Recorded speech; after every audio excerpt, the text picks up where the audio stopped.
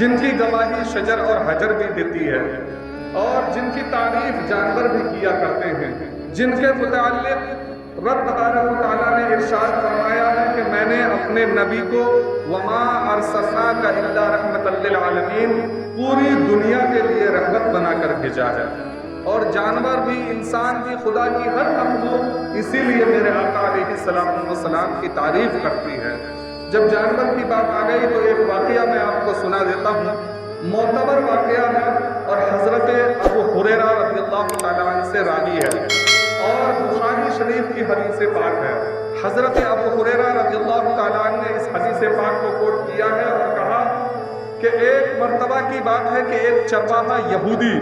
جو کہ مدینہ منورہ کے جنگل میں بکریاں چرا رہا تھا، اور بکریاں چراتے وقت ایک بھیڑیا اس کی ایک بکری کو لے کر بھاگ گیا۔ بھیڑیا اس کی بکری کو لے کر بھاگا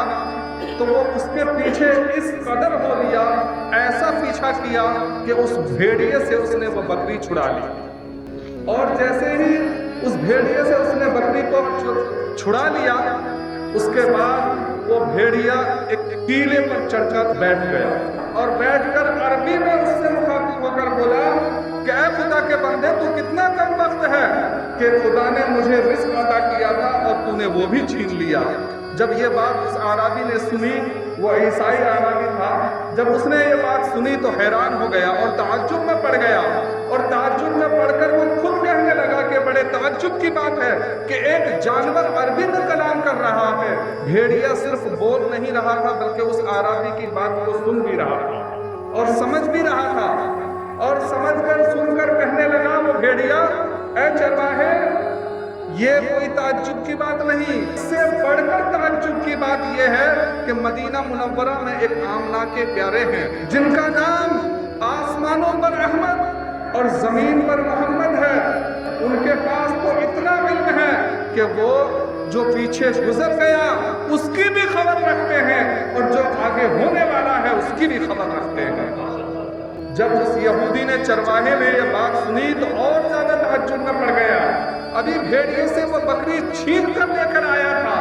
لیکن ابھی جب یہ باتیں سن کر تعجب میں پڑا تو اس نے وہ ساری کی ساری بکریاں اس بھیڑیے کے رحم و کرم پر چھوڑ دی اور میرے آقا کی بارگاہ میں دوڑتا ہوا بھاگا، اور میرے آقا سے عرض کرنے لگا، یا رسول اللہ، میرے ساتھ ایک حادثہ پیش آیا ہے۔ ساری باتیں جو بھی ہوئی، اس نے کہا کہ میں جنگل میں بکریاں چلا رہا تھا، ایک بھیڑی جو ہے میری بکری کو لے کر چلا گیا، میں نے اس سے وہ بکری چھین لی، تو وہ بھیڑیا مجھ سے کہنے لگا، مجھ سے باتیں کرنے لگا، اور ایسے ویسے نہیں، عربی میں باتیں کرنے لگا، اے خدا کے بندے، تو مجھے اللہ تبارک و تعالیٰ نے رزق عطا کیا تھا، اے چرواہے تو نے وہ مجھ سے چھین لیا، اے محمد الرسول اللہ، میں نے آپ کے متعلق بھی یہ باتیں سنی ہیں کہ آمنہ کے لال مدینے میں رہنے والے ہیں، جو کھجوروں کی جھرمٹ میں، جو نوکیلی پتھروں پر رہنے والے ہیں، اور جو پیچھے ہو چکا وہ بھی جانتے ہیں، اور جو آگے ہونے والا ہے وہ بھی جانتے ہیں۔ حضور کیا یہ بات سچ ہے؟ تو میرے آقا علیہ السلام نے اس کی تصدیق کی اور فرمایا کہ بالکل یہ بات حق ہے۔ میرے آقا علیہ السلام نے فرمایا کہ یہ جو جانور تم سے کلام کر رہا تھا، بول رہا تھا، یہ قیامت کی نشانی ہے، قیامت کی نشانی ہے۔ جب میرے آقا علیہ السلام کی یہ گفتگو سنی تو عربی نے پڑھا کلمہ لا الہ الا اللہ اور محمد رسول اللہ، مسلمان ہو گیا۔ کلمہ پڑھنے کے بعد وہ یہودی ایمان میں داخل ہو گیا۔ تو یہ ہے میرے نبی کریم صلی اللہ تعالیٰ علیہ وسلم کا علم غیب۔ پیارے برادران اسلام، وہ جانور ہو کر نبی کی تعریف کر رہا ہے، نبی کے متعلق تعریف بیان کر رہا ہے، اور عربی نے جب اس بات کو، اس گفتگو کو سنا، میرے نبی کے متعلق علم غیب کے بارے میں سنا،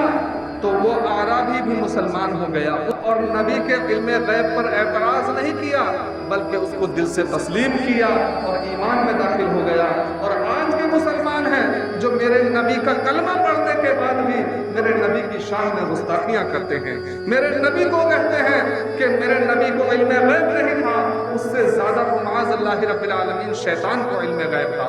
غیب نہیں بلکہ ایمان والے جو اپنے آپ کو کہلاتے ہیں، جو نبی کا کلمہ پڑھتے ہیں، وہ اس طرح کی باتیں کرتے ہیں. تو اسی لیے اللہ تبارک و تعالیٰ سے دعا ہے کہ اللہ تعالیٰ ہم تمام لوگوں کو اللہ کے برگزیدہ بندوں کی یادیں تازہ کرنے کی توفیق عطا فرمائے. اللہ تبارک و تعالیٰ سے دعا ہے کہ اللہ تعالیٰ